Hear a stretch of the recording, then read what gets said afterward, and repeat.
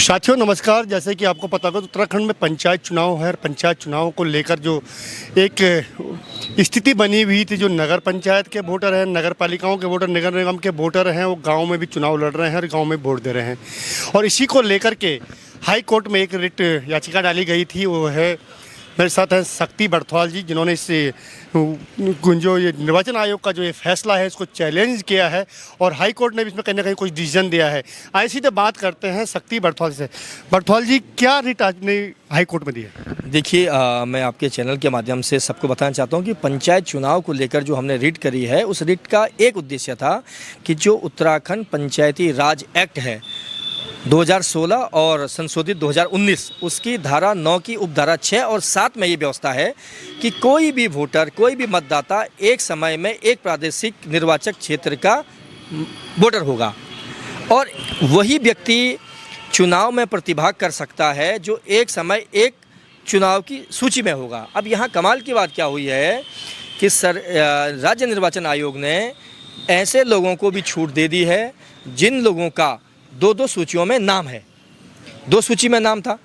ऐसे लोगों पर जब आपत्तियां आई तो उन आपत्तियों को जिला निर्वाचन अधिकारी द्वारा कुछ जगह पर उन आवेदनों को निरस्त कर दिया गया। जैसे जनपद टिहरी की हम बात करते हैं, वहाँ 10 से 12 ऐसे आवेदन थे जिन्हें इस आधार पर निरस्त कर दिया गया कि उनके 2 वोटर लिस्टों में नाम है, लेकिन पूरे और अदर जो जनपद थे वहाँ पर उनको स्वीकार कर देगी। और स्वीकार करने का आधार जब हमने रिटर्निंग अधिकारी से पूछा कि क्या आधार है, क्योंकि संविधान और आपके जो पंचायती राज एक्ट है वो तो ये कहता है कि एक बार में एक का सिलेक्शन होना है, तो आपने किस आधार पर इसको किया है। तो उनका ये कहना था कि 6 जुलाई को राज्य निर्वाचन आयोग द्वारा एक पत्र जारी किया गया है और जिस पत्र से हमें एक डायरेक्शन दी गई है कि आप ऐसे आवेदनों को स्वीकार कीजिए जो 2 जगह वोटर हैं।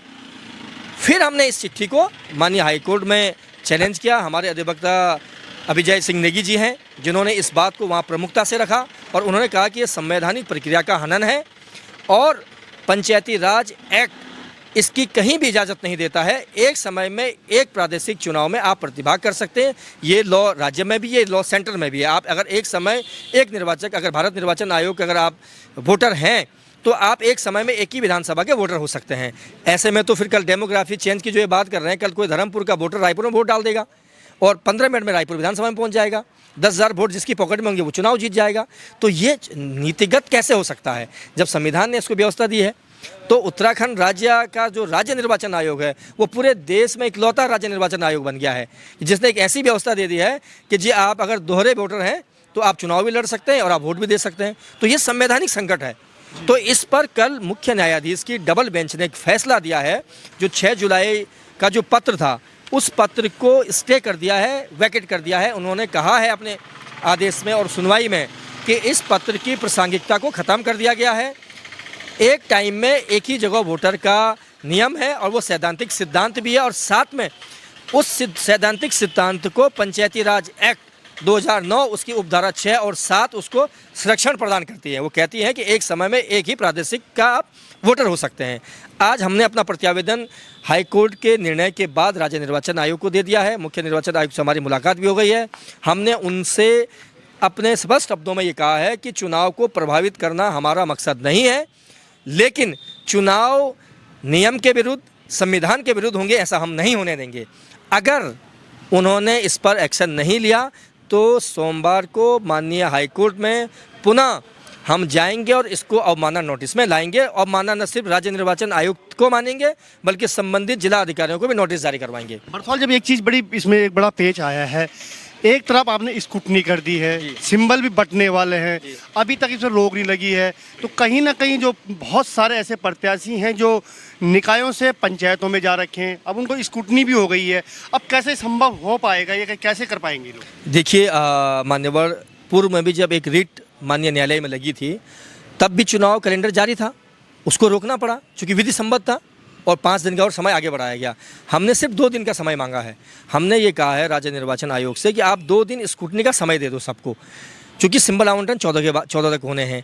तो अगर 12 और 13 तारीख को भी अगर आप लोगों को समय देते हैं तो सिंबल आवंटन से पूर्व यह सुनिश्चित कर लिया जाए संबंधित रिटर्निंग अधिकारी के माध्यम से कि जिस व्यक्ति ने नॉमिनेशन किया है उसका नाम किसी दूसरी सूची में नहीं है। साथ में हमने एक और डिमांड जो है राज्य निर्वाचन आयोग से की है कि ऐसे प्रत्याशी भी हो सकते हैं जिनकी कोई आपत्ति ना आए और वो चुनाव लड़ रहे हैं, हो सकता है ना आपत्ति ना आए। जैसे आपने कहा कि कोई निर्विरोध बन गए हैं, उन पर कोई आपत्ति नहीं है, तो इनके लिए हमने कहा कि उनको सिंबल आवंटन और उनका जो सर्टिफिकेट होना है निर्विरोध वाला, वो तब तक ना जारी किया जाए जब तक कि उनसे एफिडेविट ना ले लिया जाए और यह सुनिश्चित ना कर दे वो संबंधित व्यक्ति कि मेरा नाम किसी दूसरी सूची में सम्मिलित नहीं है प्रादेशिक चुनाव की। अगर ऐसा पाया जाता है तो मेरा नॉमिनेशन, मेरा प्रमाण पत्र स्वतः ही निरस्त मान लिया जाएगा। अगर ऐसा नहीं करते तो आप कंटेम्प्ट में जाएंगे। जिस प्रकार से हमने देखा, अभी हमने एक खबर चलाई थी कि एक बहू है जो ससुराल से माई के चुनाव लड़ने जा रखी है, बहुत लोगों ने उसको देखा भी और इस चीज़ को हम बात कर रहे हैं कि वास्तव में अभी हमने जो एक खबर चलाई थी पौड़ी के कोट ब्लॉक से कि टिहरी की बहू और अपने माई के पौड़ी चुनाव लड़ने आई है, वो बहुत लोगों ने उसको देखा भी है। और हमने जब रिटर्निंग अफसर से बात की, वहाँ के जो निर्वाचन अधिकारी उनसे बात की, उन्होंने साफ उनका जो निर्देशिका में स्पष्ट लिखा है कि चुनाव लड़ने में कोई दिक्कत नहीं है। अब ऐसे लोगों को स्क्रूटनी कर दी, ऐसे बहुत सारे लोग हैं, तो कहीं ना कहीं चुनाव प्रभावित तो जरूर होगा। अगर ये मामला अगर आ जाता है तो निश्चित बात है कई हजार लोग बाहर होने वाले हैं। आपके चैनल के माध्यम से मैं ये बता देता हूँ कि ये मामला आने वाले मामला आ चुका है, हाईकोर्ट डिसीजन दे चुका है। हाईकोर्ट ने राज्य निर्वाचन आयोग के उस पत्र को खारिज कर दिया है जिस पत्र की आड़ में ऐसे लोगों के नॉमिनेशन हुए हैं, तो वो पत्र तो खत्म हो चुका है। अब तो इनकी स्क्रूटनी होनी है, इन लोगों को बाहर होना पड़ेगा।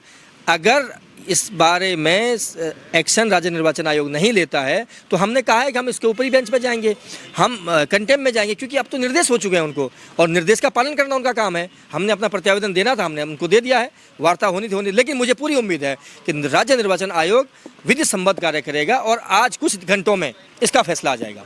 जी बिल्कुल, जिस प्रकार से हमने आपको पहले भी हमने खबर दिखाई थी और स्पष्ट हो गया है, क्योंकि शक्ति बरथवाल जी ने जिस प्रकार की रिट लगाई थी और उसमें हाई कोर्ट ने निर्देश कर दिए हैं राज्य निर्वाचन आयोग के लिए। अब देखना होगा कि राज्य निर्वाचन आयोग इसको संज्ञान लेता है, इस पर कार्रवाई करता है या कोर्ट की अवमानना करता है, ये देखने वाली बातों की। लेकिन ये निश्चित है कि अगर ये राज्य निर्वाचन आयोग इसके संज्ञान लेता है तो कई हजार प्रत्याशी निर्वाचन से बाहर होने वाले हैं। हिमालय प्लस के लिए मैं देहरादून से प्रमोद खंडूड़ी।